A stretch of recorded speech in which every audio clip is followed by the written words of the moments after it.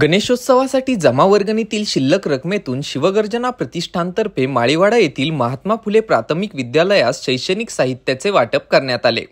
यावेळी माजी महापौर भगवान फुलसौंदर, संस्थेचे चेअरमन तथा माजी नगरसेवक बाळासाहेब बोराटे, शिवगर्जना प्रतिष्ठानचे अध्यक्ष विशाल वालकर, अनिल महांकाळ, हर्षल म्हस्के यांच्यासह विद्यालयातील शिक्षक, शिक्षकेतर तसेच कर्मचारी वृंद उपस्थित होते।